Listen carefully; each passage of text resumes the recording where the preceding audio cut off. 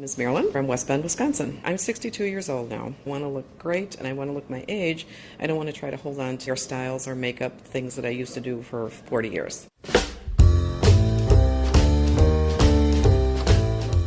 Don't see myself as having an asymmetrical type haircut, shaved on one side and long on the other. This is very dramatic. I had no idea I could go from the color I was, all black because I'm Hispanic, to this color, and thinking I could do this in one step. I always tried to stay current. I want to just stay current and have fun and look good for my age.